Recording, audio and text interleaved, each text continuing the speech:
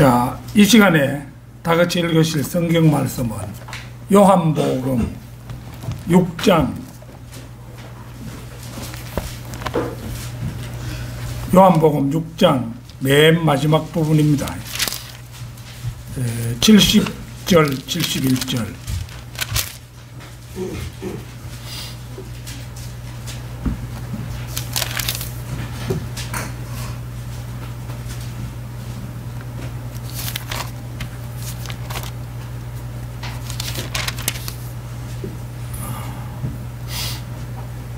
다 찾으신 줄 알고 받들어 읽겠습니다.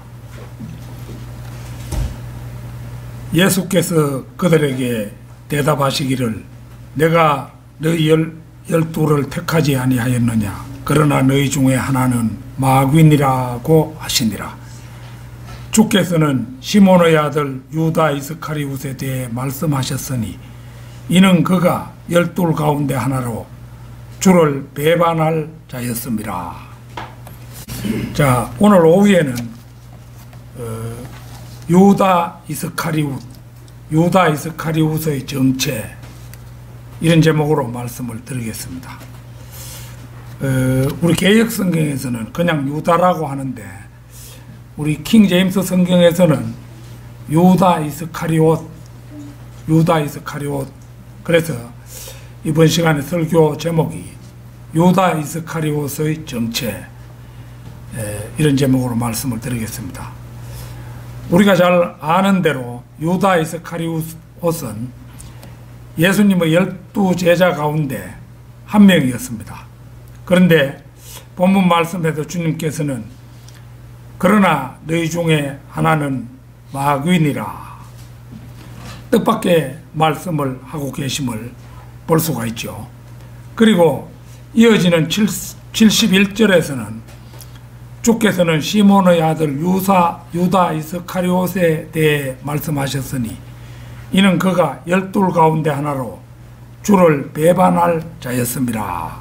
이렇게 구체적 설명까지 덧붙이고 계심을 볼 수가 있습니다. 마태복음 10장 2절에서 4절을 찾겠습니다. 마태복음 10장 2절에서 4절입니다.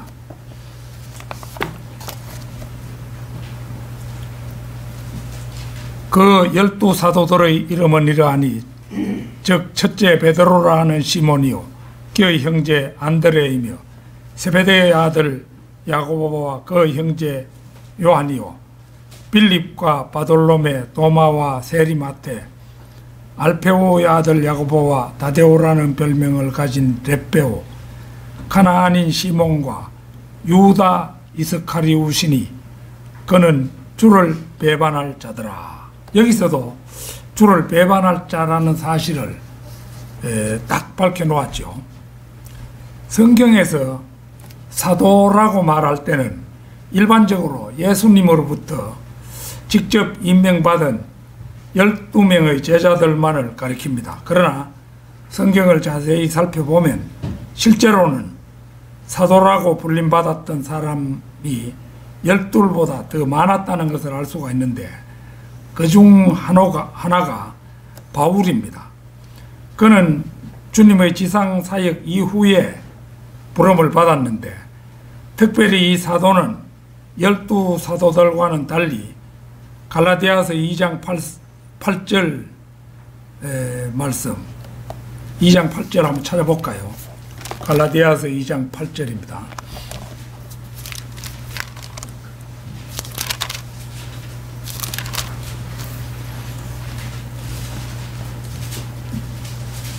베드로에게 효과적으로 역사하셔서 할례자의 사도 직분을 주신 그분께서 나에게도 강력하게 역사하셔서 이방인들을 위한 직분을 주셨느니라.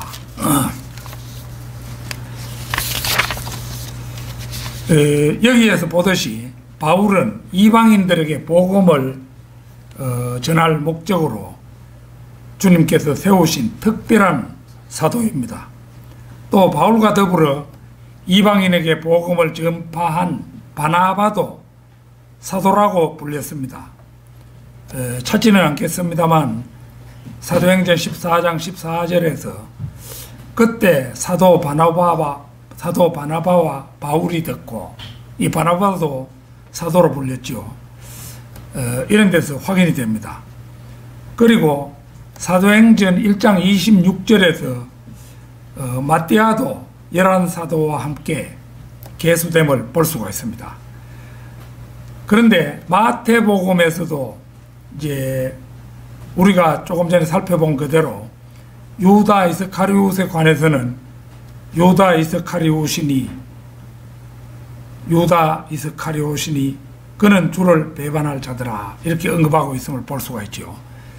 예수님께서 그가 마귀인 것을 아시면서도 선택하셨다는 것은 아버지의 미리 아심과 같은 예수님의 신성을 잘 나타냅니다. 아울러 성자 하나님이신 예수님께서는 전지전능한 하나님이시므로 그분의 지상사역의 완성을 위해서 유다 이스카리옷이 악역을 감당해 줄 존재임을 사전에 미리 다 알고 계셨음을 확인시켜 줍니다. 오늘 저는 때가 되면 적그리스도로 다시 세상에 나타날 유다 이스카리옷에 대해 집중적으로 살펴봄으로써 마지막 때를 살아가는 그리스도인의 영적 양식으로 삼고자 합니다. 유다 이스카리옷의 정체, 첫째로 그는 마귀였다는 사실입니다. 그러나 너희 중에 하나는 마귀니라. 이 구절에서 우리가 알 수 있는 것은 제자들 중 하나는 마귀이며 그가 곧 유다 이스카리옷이었다는 사실입니다. 이 말은 제자들 가운데 한 사람에게 마귀가 들어갔다든지 마귀가 씌었다는 그런 의미가 아닙니다. 또한 그 자는 한 마귀라고 언급되지 그 마귀라고 언급되지는 않습니다. 하나의 마귀라고 말할 때 많은 사람들이 고개를 갸우뚱하며 어리둥절해합니다. 한 마귀라는 것은 마귀들이 많다는 것을 의미하기 때문에 사람들은 그것을 쉽게 수긍하려고 하지 않습니다. 그들은 지금까지 마귀는 오직 하나뿐이고 나머지는 모두 귀신들이라고 잘못 배웠기 때문입니다. 귀신이라고 하면은 저 서울의 그 신길동에 김기동이라는 목사가 귀신론을 펼치는 사람이죠. 성경에 실제는 귀신이라는 말은 그 보존된 성경에는 없습니다. 마귀들이면 마귀들이지 귀신 이런 말은 안 쓰는데 그 이제 귀신들이라는 이런 것을 잘못 배웠기 때문에 마귀들 하면은 이해를 잘 못하는 거죠. 마귀는 하나가 아니라 그 이상의 복수로 존재합니다. 심지어 우리가 성경에서 보면은 그 군단이 마귀의 한 군단이 한 사람 속에 들어 있었던 때도 있었잖아요. 그런 걸 보면은 마귀들은 아주 많습니다. 이 마귀들이 이제 그 창세기 1장 2절에서 심판을 받을 때 천사들이 이제 심판을 받았다고 본다면은 그 마귀들이 배반에 가담했던 마귀들이 이제 저주를 받아서 그 마귀들이 되었는데 천사들과는 아무래도 좀 차이가 있는 거죠. 그 어떤 구조 같은 게 차이가 있겠죠.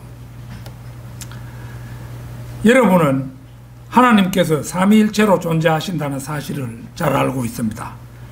아버지 하나님, 아들 하나님, 성령 하나님이 한 분으로 존재하시는 것이 삼위일체입니다. 그런데 마귀도 이런 하나님을 흉내내어서 자신도 삼위일체를 가장합니다. 고린도 후서 11장 14절 한번 찾겠습니다. 고린도 후서 11장 14절입니다. 이것은 놀랄 일이 아니니 이는 사탄도 자신을 빛의 천사로 가장하기 때문이라. 이 빛의 천사가 예수 그리스도인데 사탄도 이제 결국은 하나님 흉내를 낸다 이 말이잖아요. 그래서 사탄도 결국은 예수님 흉내를 내고 하나님 흉내를 낸다는 겁니다. 그리하여 아버지 하나님에 해당하는 마귀는 용이고, 이제 용어로서 옛뱀 루시퍼라고 얘기하죠. 아들 하나님에 해당하는 마귀는 멸망의 아들로 불리는 유다 이스카리웃이며, 성령 하나님에 해당하는 마귀는 거짓 선지자로 불리는 마귀입니다. 요한계시록 20장 10절을 잠시 찾겠습니다. 요한계시록 20장 10절입니다.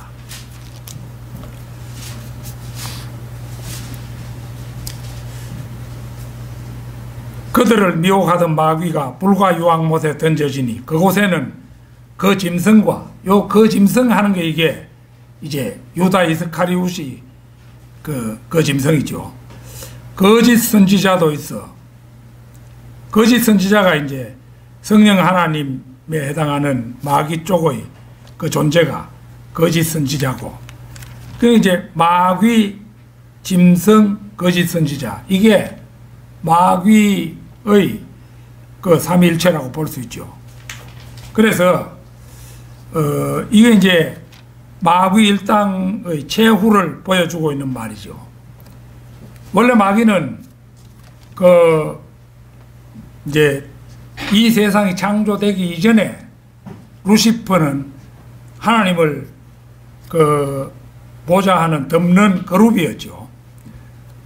덮는 그룹으로 지금은 하나님 보좌 사방에 4그룹밖에 남아있지 않습니다. 예전에는 이제 위에 덮는 그룹이 있어서 이제 5그룹이었는데, 그 중에 이제 그 덮는 그룹이 배반해가지고 마귀가 되고, 지금 이제 요한계시록이라든지 이런 데 살펴보면은 보호자 옆에는 4짐승이 있다는 그런 구절이 나오죠. 4서로 줄었어요.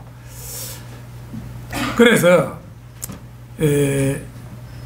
그 마귀 쪽에서는 이제 마귀 그 루시퍼가 최고의 존재인데, 이 최고의 존재가 이제 결국은 하나님께 반역을 꽤 했지만은, 전에도 제가 한번 말씀드렸다시피 하나님은 어떤 존재를 딱 만들었을 때는 그것을 이용할 만큼 철저하게 이용한 다음에 버리는데, 마귀는 요게 요한계시록 20장 10절에 와서 용도가 완전히 처분되는 거죠.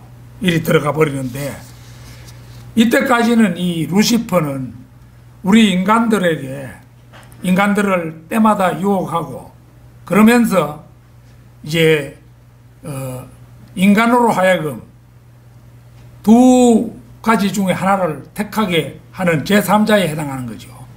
인간에게는 누구나 자유의지가 주어지는데, 그러면 하나님을 섬길 것이냐 마귀를 섬길 것이냐, 요래서 이제 사람이 택하는 겁니다.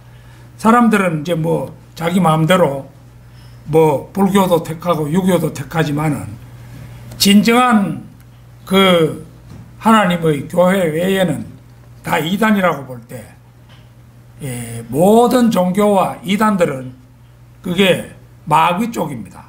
그러니까 하나님 외에 뭐를 택하더라도 그거는 마귀를 택하는 것이 되기 때문에 멸망하게 되는 거죠. 주 예수 그리스도의 아버지이신 한 분 참되신 하나님이 계시는 반면에 사탄이라는 이 세상 신이 하나 더 있습니다. 그러니까 신도 하나가 아니라 둘입니다.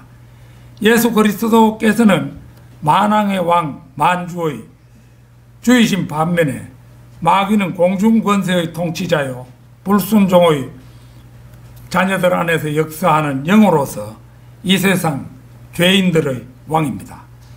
예수 그리스도께서는 하나님의 독생자이고 하나님의 아들께서는 누구든지 자신을 구주로 영접하는 사람에게 하나님의 아들들이 되는 권세를 주실 수 있는 그런 권세를 가지신 분입니다. 요한계시록 12장 3절을 찾겠습니다. 요한계시록 12장 3절.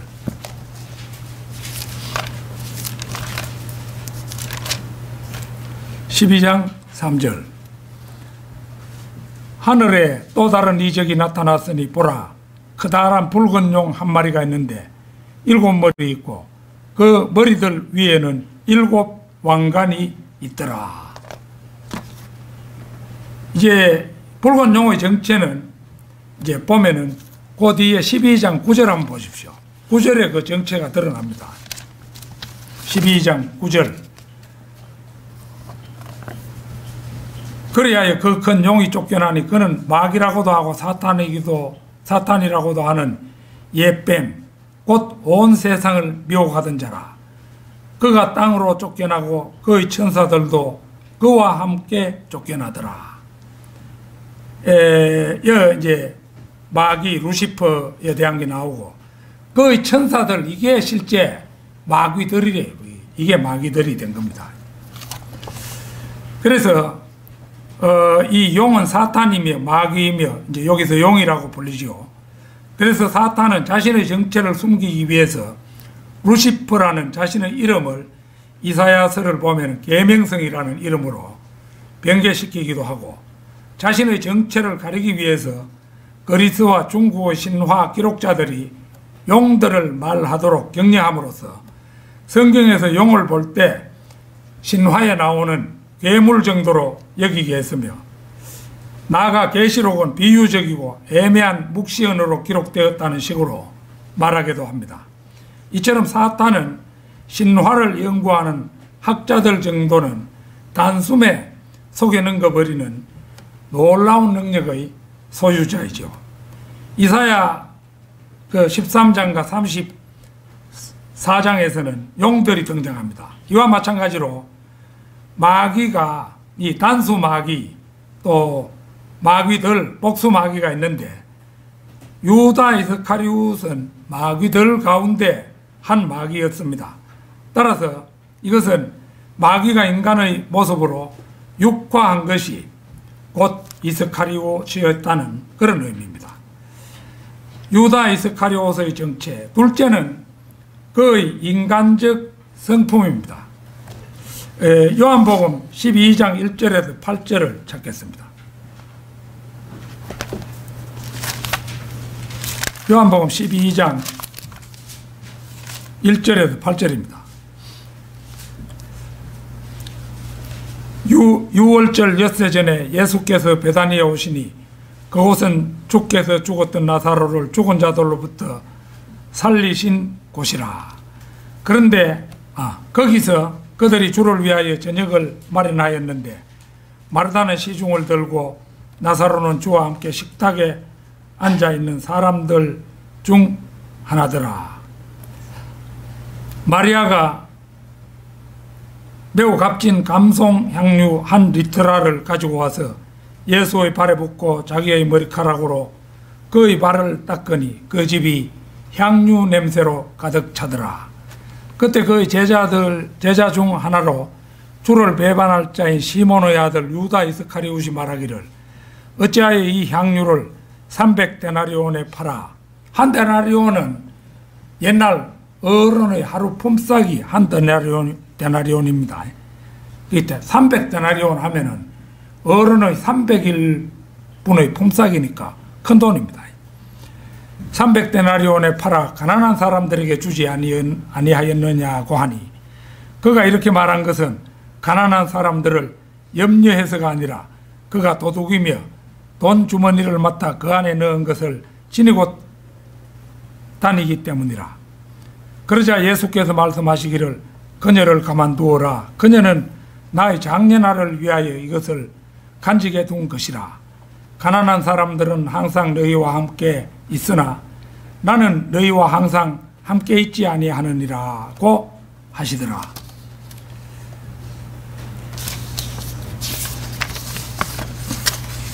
유다 이스카리옷은 이제 예수님의 제자들의 예수님과 제자들의 그 공동 경비를 이제 그 돈주머니에 넣어서 가지고 다니는 그런 자였어요. 돈주머니를 맡았으니까 이제 이 마귀의 화신이라서 그런지 작은 일에도 정직하거나 성실하지 못한 것들을 알 수가 있어요. 마르다의 동생인 마리아가 감송향유를 예수의 발에 붓고 머리카락으로 닦는 장면을 목격한 유다 이스카리옷이 어찌하여 이 향유를 300데나리온에 팔아 가난한 사람들에게 주지 아니하였느냐. 짐짓 거룩한 채 하지요. 이제 이 기록자인 요한은 이 대목에서 설명을 덧붙입니다. 그가 이렇게 말한 것은 가난한 사람들을 염려해서가 아니라 그가 도둑이며 돈주머니를 맡아 그 안에 넣은 것을 지니고 다니기 때문이라. 그러니까 이제 돈주머니를 맡아가 다니면서 지 필요대로 남 모르게 석적석적 꺼내가 쓰고 뭐 이런 사람이 이 유다 이스카리옷이었어요. 그러니까 이 아주 요한이 적나라하게 서술을 하고 있죠. 유다 이스카리옷은 그 본성이 마귀이면서 이제 돈주머니 맡은 일에도 정직하지 못했음을 보여주고 있죠. 마태복음 26장 14절에서 16절도 찾겠습니다. 마태복음 26장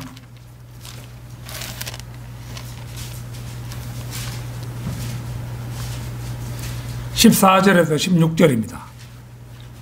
그때에 12 가운데 하나인 유다 이스카리옷이라 하는 자가 스님 제사장들에게 가서 말하기를 내가 그를 당신들에게 넘겨주리니 나에게 무엇을 주겠나이까 라고 하니 그들이 은 30개로 그와 약정하더라. 그때부터 그가 주를 넘겨줄 기회를 엿보더라. 유다 이스카리옷은 애초부터 성육신 하신 우리 주님을 성육신 하신 하나님으로 믿지 않았을 뿐만 아니라 예수님을 스승으로도 뭐 존경하고 존중하는 그런 사람이 아니었어요. 선임 제사장들이 예수님을 잡아 죽이려 한다는 사실을 알고 제자인 그는 어떤 방법으로 스승을 팔고 돈을 벌 것인가 이걸 궁리하고 흥정하는 파렴치한 인간의 면모를 이 부분에서 고스란히 보여주고 있죠. 마태복음 26장 20절에서 25절도 보겠습니다. 26장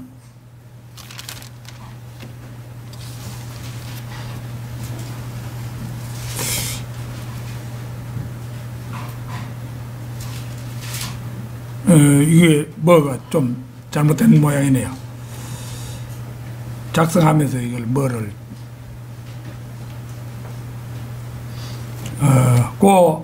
좀 앞부분이 모양인데 20절부터 25절까지 보도록 하겠습니다. 저녁이 되자 주께서 12과 함께 앉으시더라. 그들이 음식을 먹을 때 주께서 말씀하시기를 진실로 내가 너희에게 말하노니 너희 가운데 한 사람이 나를 배반하리라고 하시니 그들이 몹시 슬퍼하며 각자가 묻기 시작하기를 주여 그가 나니까 라고 하더라. 주께서 대답하여 말씀하시기를 나와 함께 그릇에 손을 적시는 자가 나를 배반하리라. 인자는 자기에 관하여 기록된 대로 가거니와 인자를 배반하는 그 사람에게는 화 있으리라. 그 사람은 차라리 태어나지 아니하였더라면 그에게 좋을 뻔하였느니라고 하시더라. 그때에 주를 배반한 유다가 대답하여 말씀드리기를 선생님 그가 나니까 라고 하니 주께서 그에게 말씀하시기를 그렇도다고 하시더라. 유다 이스카리옷은 처음부터 예수님을 하나님의 아들로 믿지도 않았고 그저 한 사람의 인간이거니 하던 그런 사람이었어요. 예수님께서 이제 진실로 내가 너희에게 말하노니 너희 가운데 한 사람이 나를 배반하리라 이렇게 하자 제자들이 모두 슬퍼하며 주여 그가 나니까 이렇게 예수님을 주로 높여서 주님께 묻는데 유다 이스카리옷은 그렇지 않지요. 유다 이스카리옷 이 사람은 예수님을 별것도 아닌 걸로 보는 거예요. 선생이 내 마음속을 어찌할까? 알긴 뭐 알아. 지가 뭐 알겠나? 이런 생각을 하는 거예요. 그러니까 여기 보면은 다른 사람들은 주라고 부르는데 이 자는 선생님이라고 부르는 거예요. 선생님 그가 나니까 배은망덕하게도 주라고 하는 말을 써먹지 않아요. 그러니까 예수님께서는 그 면전에 대고 그렇도다 이렇게 응수를 하십니다. 누가복음 22장 47절 48절도 찾겠습니다.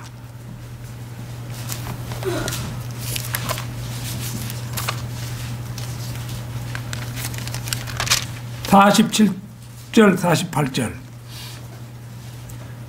주께서 아직 말씀하고 계시는데 무리를 보라. 12 가운데 하나인 유다라 하는 자가 그들 앞서 가다가 예수께 입맞추려고 가까이 오니 예수께서 그에게 말씀하시기를 유다야 네가 입맞춤으로 인자를 배반하느냐고 하시더라.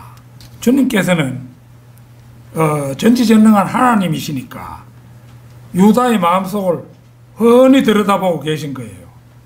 우리 이제 사람들도 일반적으로 이제 하나님을 생각할 때 내가 숨기면 설마 하나님이 알까? 이런 이제 생각을 하기 쉬운데,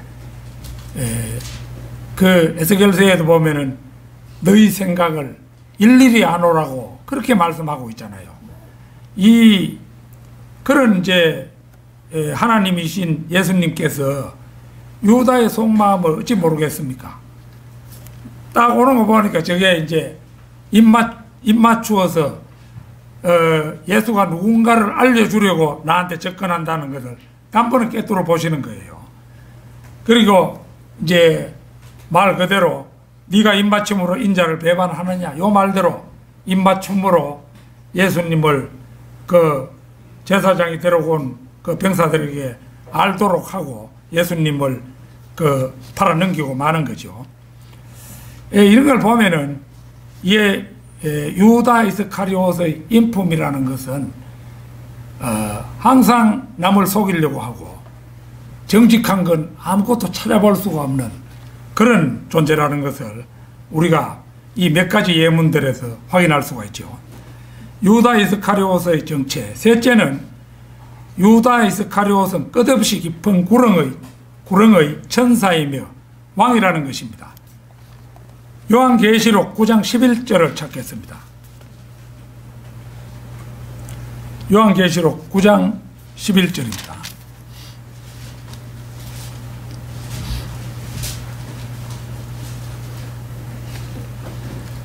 또 그들에게는 자기들을 다스리는 왕이 있으니 끝없이 깊은 구렁의 천사요 그 이름은 히브리어로 아바돈이며 헬라어로 그 이름은 아폴루온이더라. 여기에 나오는 이제 그들이라는 거 이게 메뚜기들인데 메뚜기들은 왕이 없으므로 이거는 문자적인 메뚜기는 아닙니다. 그런데 이제 이 메뚜기라고 불리는 이 자들의 왕이 있는데 그 왕이 곧 끝없이 깊은 구렁의 천사고 그 이름은 히브리어로는 아바돈이고 헬라어로는 아폴루온이라는 것입니다. 요한복음 17장 12절도 찾겠습니다.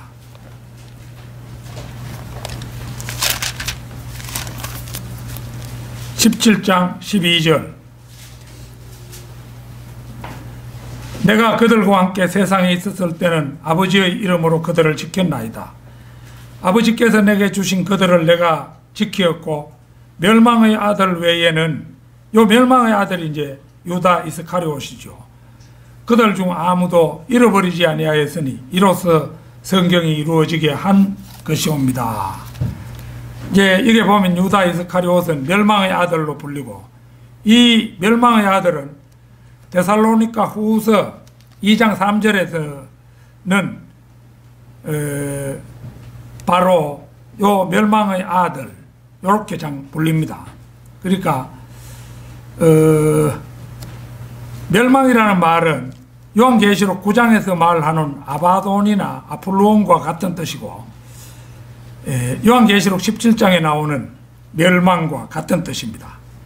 이자가 멸망의 아들이라 불리는 까닭은 멸망에서 나와서 끝없이 깊은 구렁으로 들어갔고, 끝없이 깊은 구렁에서 나와 멸망으로 들어갈 자이기 때문입니다. 그러니까 이자의 집은 끝없이 깊은 구렁인데, 끝없이 깊은 구렁을 이제 우리가 개역성경에서 보면은 무적행이라고 나오죠. 무적행.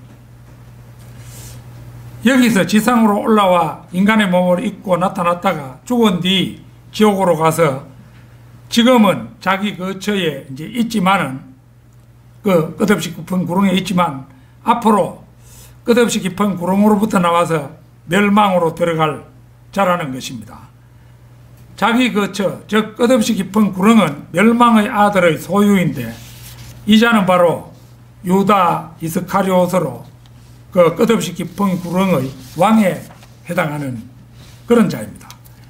이 장은 원래 끝없이 깊은 구렁에 있다가 지상으로 올라와 인간의 모습을 하고 예수 그리스도와 함께 3년 반 동안 같이 지냈고, 예수님을 판 일이 양심의 가책이 되어 자살까지 하게 되지만 다시 이제 죽은 다음에는 거리로 들어갔습니다. 대환란 때에는 이자가 적그리스도가 되어 다시 지상으로 올라올 것이고 3년 반 동안 지상에 있다가 멸망으로 들어갈 것입니다. 이자는 멸망의 아들이기 때문에 항상 그 멸망 그곳에 들락날락 하는 거예요.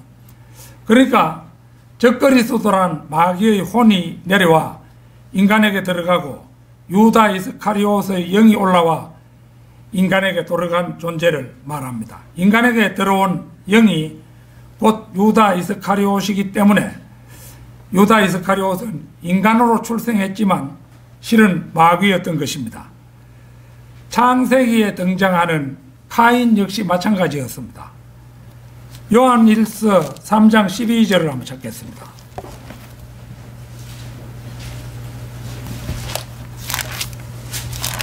요한일서 3장 1절입니다. 카인같이 되지 말라. 그는 그 악한 자로부터 나왔으며 자기 아우를 살해하였으니 무슨 연고로 그를 죽였겠느냐. 이는 그 자신의 행위는 악하고 그 아우의 행위는 의롭기 때문이라. 보는 것처럼 카인은 그 악한 자, 곧 사탄으로부터 나온 자였습니다. 카인은 인간처럼 출생한 존재였지만 그의 성품이나 행위 등 그를 둘러싼 모든 요소들이 마지막 때에 나타나게 될 죄의 사람이나 짐승과 일치했습니다.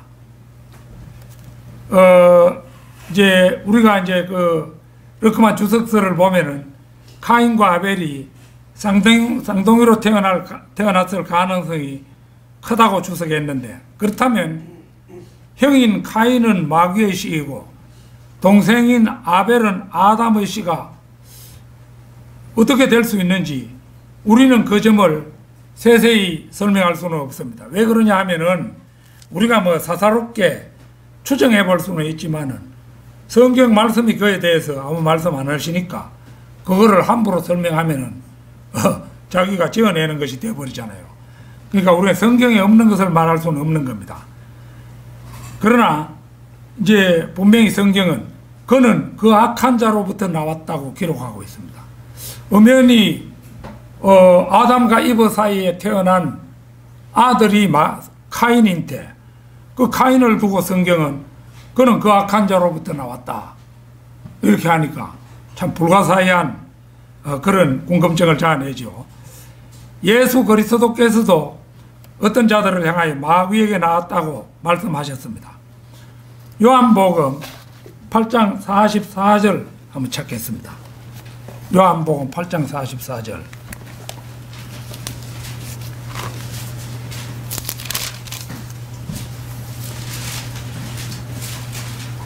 너희는 너희 아비 마귀에게서 나와서 너희 아비의 정욕을 행하고자 하는도다.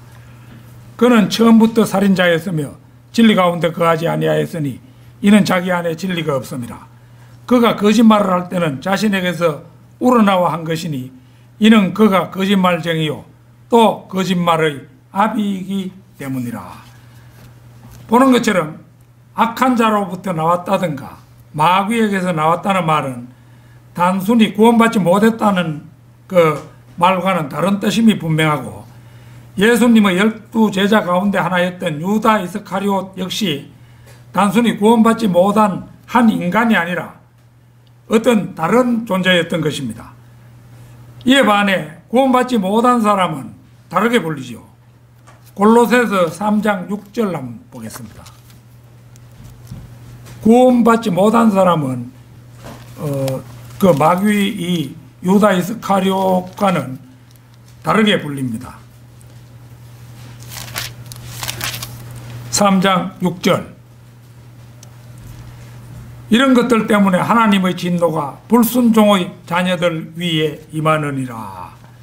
여기를 보면 구원받지 못한 사람은 불순종의 자녀들이라 불리지요. 에베소서 2장 3절도 한번 보겠습니다. 에베소서 2장 3절.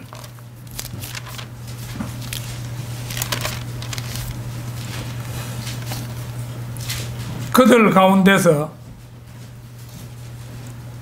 우리 모두가 이전에는 우리 육신의 정욕들 가운데 행하였으며 육신과 마음의 욕망들을 이루어 다른 자와 마찬가지로 본래 진노의 자녀였느니라. 여기서는 이제 구원받지 못한 사람을 진노의 자녀라고 부르죠.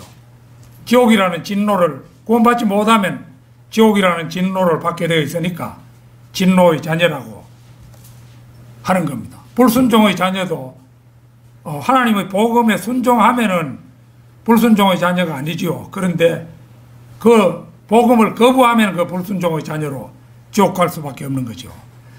카인의 경우는 그 아비 마귀에게서 나온 자였고, 유다 이스카리옷의 경우는 비록 아비에게서 직접 나왔다는 언급은 없지만 아비와 같은 이름, 즉 마귀로 불리고 있습니다.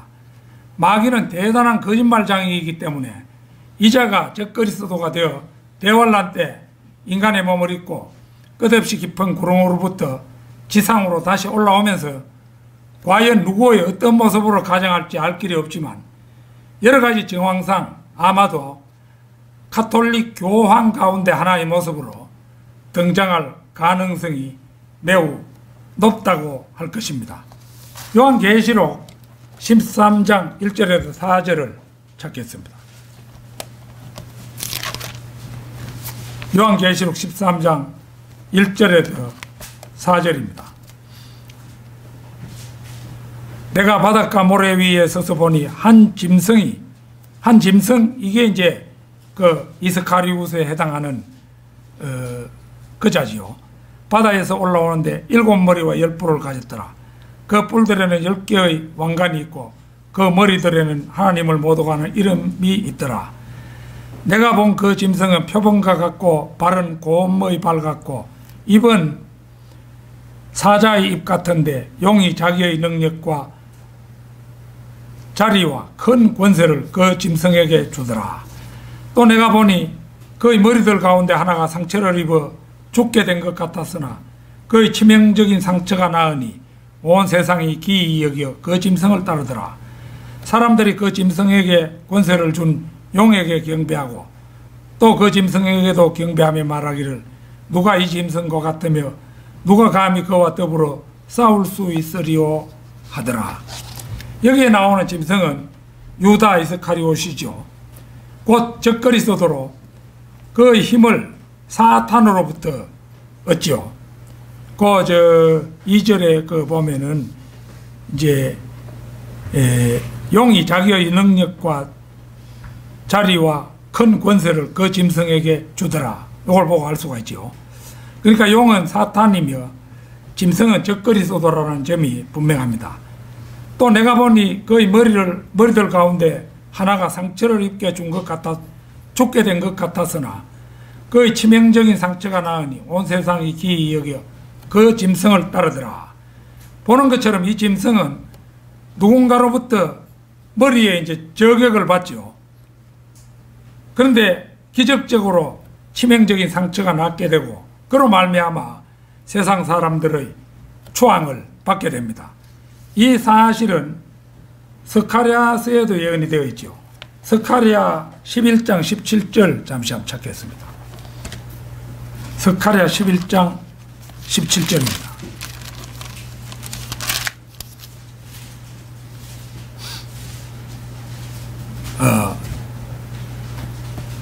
양떼를 버려둔 우상 목자에게 화 있으리라.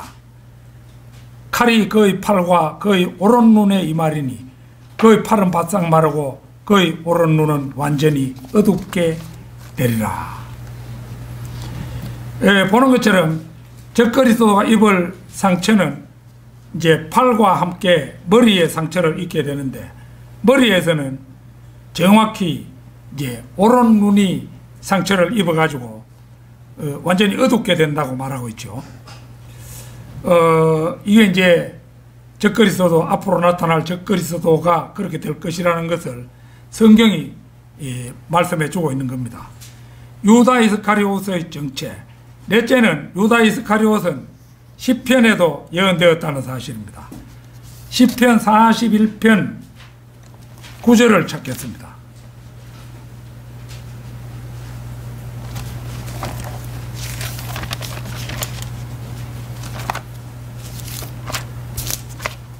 (41편 9절) 정녕 내가 믿었던 내 빵을 먹었던 나의 친한 친구도, 정녕 내가 믿었던 내 빵을 먹었던 나의 친한 친구도 나를 대적하여 자기 발꿈치를 들었나이다. 발꿈치를 든 자, 이 자가 바로 유다 이스카리옷이지요. 이 구절은 역사적으로 압살롬이나 아히도펠에게 적용될 수도 있지만 교리적으로는 사탄과 공동으로 일한 유다에게 적용이 되는 구절입니다. 자기 발꿈치를 들었나이다 라는 것은 누군가를 짓밟기 위해서입니다. 창세기 25장 26절 한번 보겠습니다. 창세기 25장 26절입니다.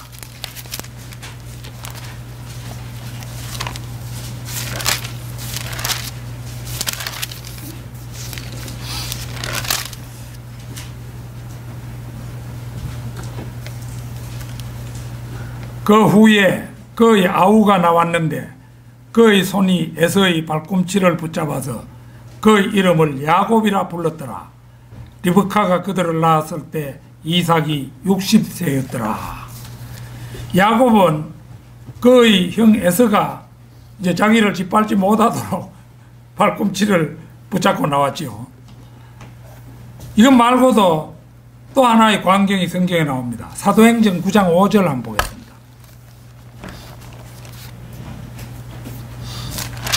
사도행전 5장 9절.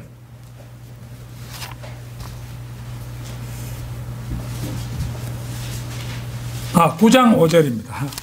5장 9절이 아니고 9장 5절.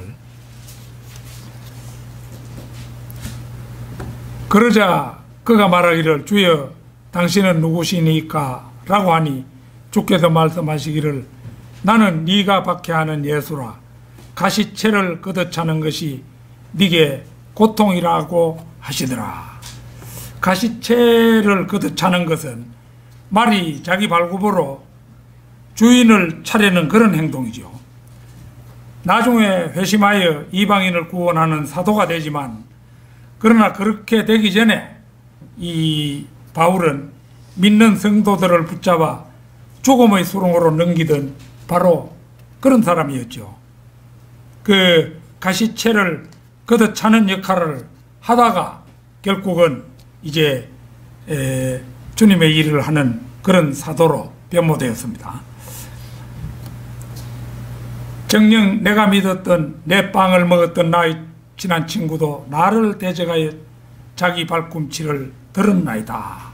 이 시편 9절에서 우리가 알게 되는 것은 유다 이스카리옷이 육화된 사탄이면서도 3년 반 동안 예수님의 제자 노릇을 할 수 있었던 것은 미리 아시는 전능하신 하나님께서 구약 시편에 정확하게 기록하셨고, 예수님께서도 그 사실을 다 아셨지만 그를 제자로 용인하신 까닭은 성경 시편의 예언이 이루어지게 하심이었음을 알게 됩니다. 우리가 이제 성경 말씀을 공부하는데 성경 말씀 그대로를 암송해도 암송하고 자기가 뭐 어떻게 뭐 아무렇지 않게 그 변경시키거나 이래서는 절대 안 되는 거지요. 하나님의 말씀이니까. 그래서 하나님의 말씀은 누가 어떻게 할 수 없는 그 말씀이죠. 그러니까 이제 예수님께서도 전지전능한 하나님이시면서도 마귀에게 시험을 받을 때 이제 기록되었으되 이 말을 반복하면서 성경 구약에 신명기에 기록된 말씀을 그대로 인용하시는 것을 볼 수 있죠.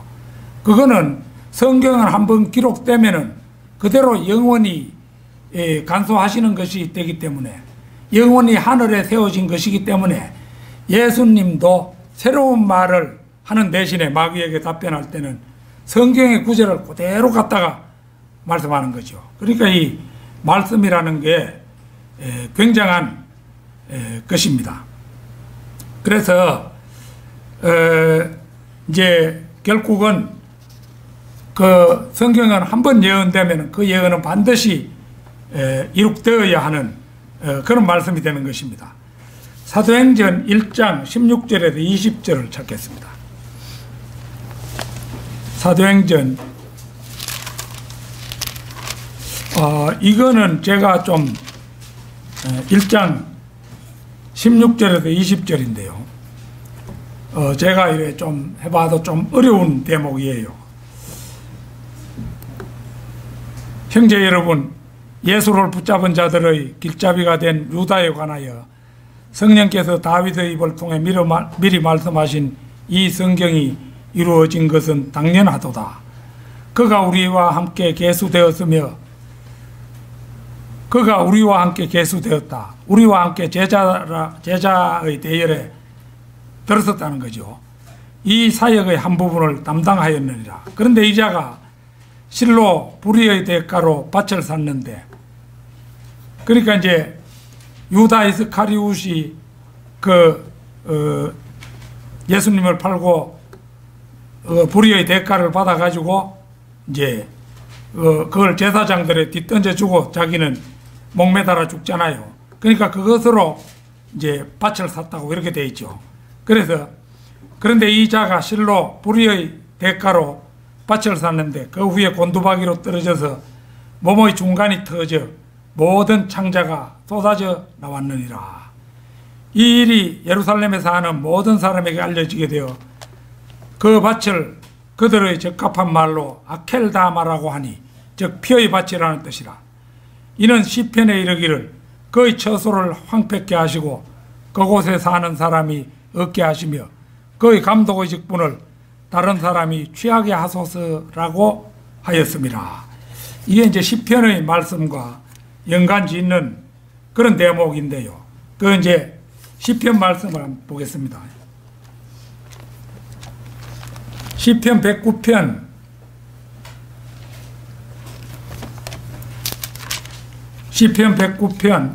6절에서 8절입니다.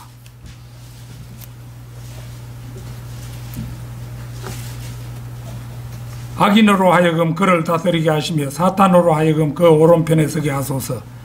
그가 심판받을 때에 정죄받게 하시며 그의 기도가 죄가 되게 하소서. 그의 날들이 짧아지게 하시며 그의 직분을 다른 사람이 취하게 하소서.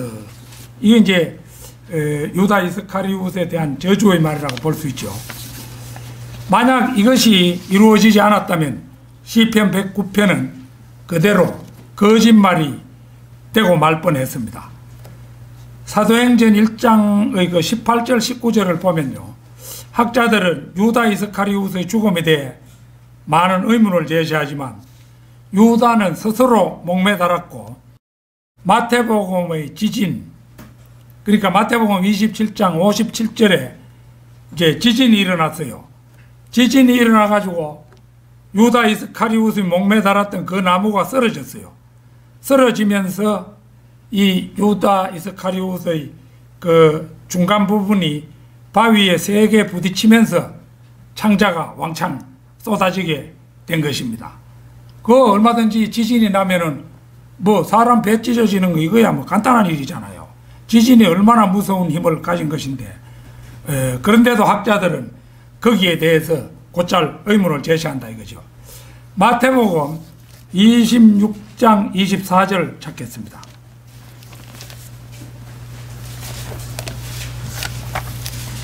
마태복음 26장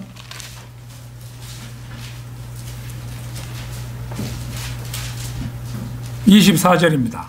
인자는 자기에 관하여 기록된 대로 가거니와 인자를 배반하는 그 사람, 유다 이스카리옷이지요. 배반하는 그 사람에게는 화 있으리라. 그 사람은 차라리 태어나지 아니하였더라면 그에게 좋을 뻔하였느니라고 하시더라. 여기서 예수님께서는 기록된 대로 가신다고 말씀하십니다. 이것은 성경이 기록하고 있는 대로 이런 말입니다. 그리고 거기에 곁들여서 유다 이스카리옷은 차라리 태어나지 아니하였더라면 그에게 좋을 뻔하였다고 언급을 하고 계시지요.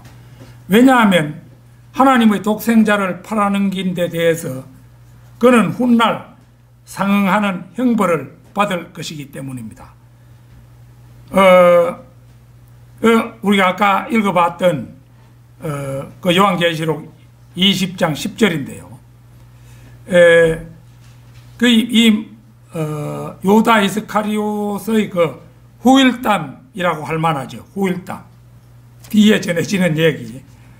그들을 미혹하던 마귀가 불과 유옥못에 던져지니 그곳에는 그 짐승과 거짓 선지자도 있어 영원 무궁토록 밤낮 고통을 받으리라. 예수님을 팔아먹고 예수님을 불신했던 그 모든 것에 대해서 그는 갚아야 되겠죠. 결론적으로 유다 이스카리옷은 시편의 예언대로 예수님을 팔아넘긴 자이기도 하지만 훗날 그는 적그리스도로서 대환란의 시기에 이 땅에 다시 등장하여 세계를 다스릴 것이라는 사실입니다. 후 3년 반 동안 그는 미정유의 강압 통치를 펼칠 것이지만 조금 전 살펴본 대로 계시록 20장 10절에서 불못에 던져져서 멸망을 당합니다. 멸망당하는 게 죽는 것이 아니라고 했죠. 영원히 고통 속에 시간을 보내는 것, 그게 멸망입니다. 우리가 참으로 구원받았다면 우리는 대환란에 참여하지 않고 대환란 시작 직전에 떨림을 받습니다. 그날에 한치 빈틈없이 대비하는 성도 여러분이 되시기를 진심으로 소망합니다. 다 같이 기도드리겠습니다.